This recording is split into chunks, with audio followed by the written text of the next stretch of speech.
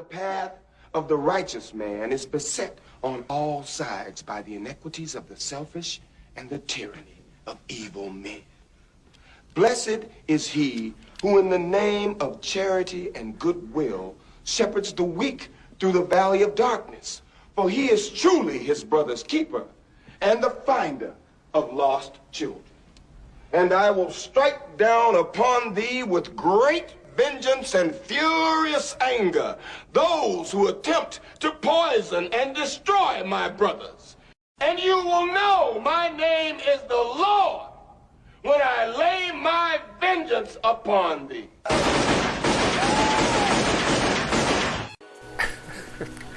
Best use of Muppets ever, like it said. Okay, here's the thread in question, RIP. It's been up for a little bit, but I did want to talk about it.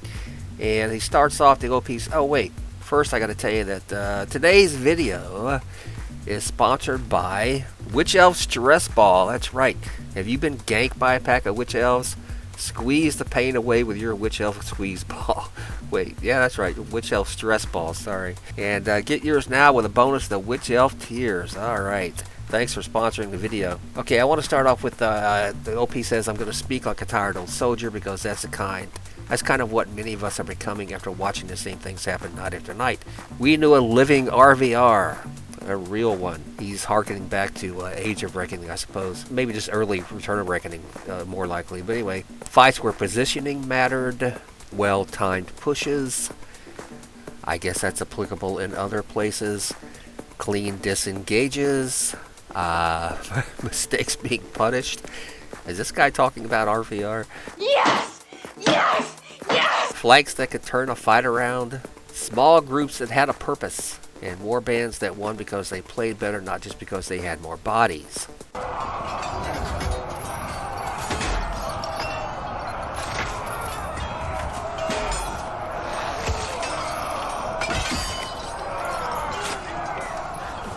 Alright, moving on. Today, far too often, all that disappears under one single thing. Mass. Not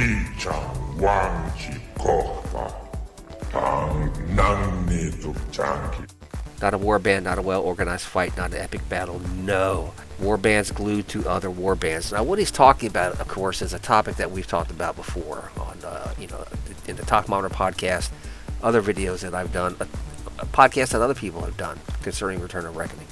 And that is the blob mechanic, which he calls, a blob, a big pile, a soulless meat grinder. And actually, the video I did prior to this has, a well-known streamer with over 300,000 followers where he talks about the same thing. He calls Return of Reckoning a mindless Zerg. The world PvP is just brain-dead Zerging.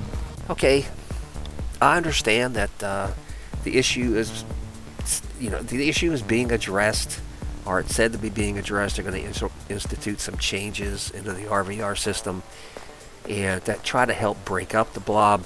However, I'm not sure if that's actually going to solve the problem, at least as quickly as some people would want. The blob mentality has become so ingrained in the player base that this isn't an issue that's just going to go away. It isn't a behavior that's going to be so easily managed. It is the norm. The blob mechanic is the norm now, where it used to be the exception. I remember those days when you could go to the off zones and find fights.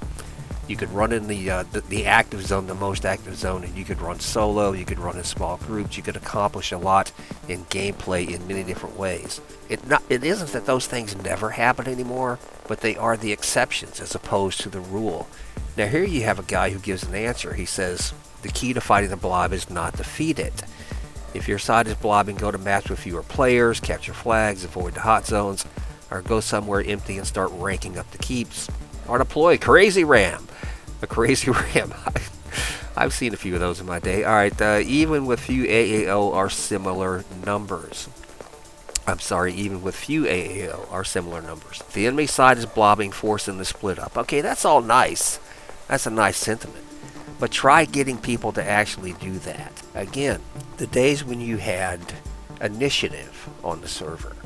And I suppose this might be my most controversial point here, that some people will take issue with, but the days when the player base at large had initiative to go do other things, to move to areas where they're not expected, to use a different strategy or a different tactic to try to confuse the enemy, to try to use misdirection as to where they were actually going to go in a particular zone and where they were going to attack or where they were going to defend, or simply doing something radical from time to time. It's like if your enemy attacks a particular keep, let them have it and go somewhere else and fight the guys, who aren't in that particular area. Now that happens a lot. We had last night I was playing in Dragon Wake, and there was a witch elf group that was doing exactly that back toward the Order War Camp.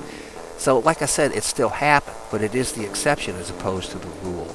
And so again, until you can address the initiative issue, to give players a reason, what they consider to be a sound reason, to go outside the box. God, I hate that phrase. I can't believe I used it.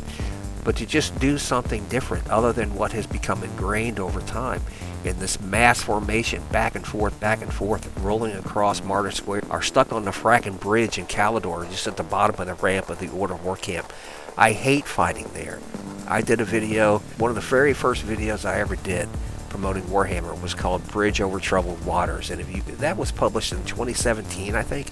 And if you went back and watched it, you would see that the fighting in Calidor has been, the fighting in Calidor was irrevocably damaged when the game was first made, and that was because of the layout of the map. The fighting back in those days was almost the same as you see it today, but that's endemic to the design of the map of Calidor. You're not going to be able to change that. You're not going to be able to fix that problem. But in places like Dragon Wake or Prague or KV, Cadron Valley, you can, because there's a lot more room to maneuver. It's just that people don't use it anymore. There are a lot of avenues approached to get from A to B or B to D or C, but people just don't do it. They just roll around in one big mass. And again, that behavior, not to belabor the point, but that behavior has become so ingrained that what are you actually going to do to change that behavior? Can the behavior be disrupted? Can the behavior be modified? Hopefully. And I don't want to sound like Debbie Downer, or just be negative, I suppose, but I think it's going to be more of an uphill struggle at this point than a lot of people are going to want to engage in. Because what is easier? Okay, what is easier for a player base at this particular point in the history of Return to Reckoning? And the answer is to just blob up and go to kills. That's the easiest way to play the game.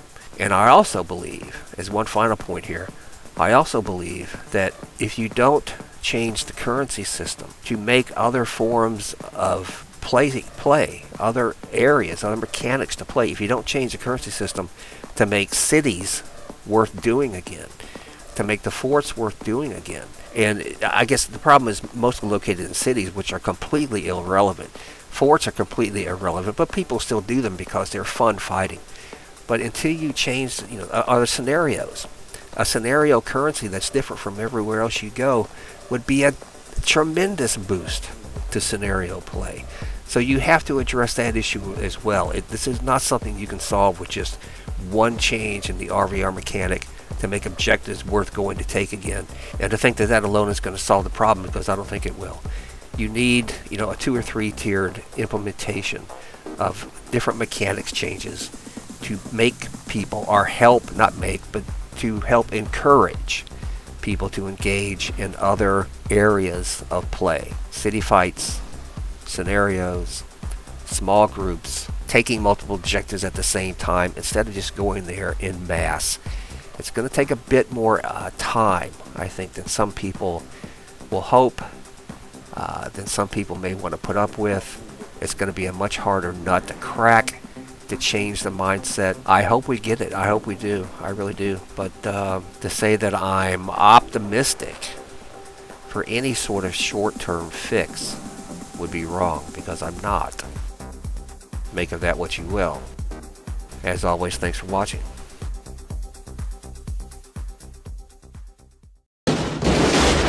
What country you from? Me? What ain't no country I ever heard of? They speak English and what?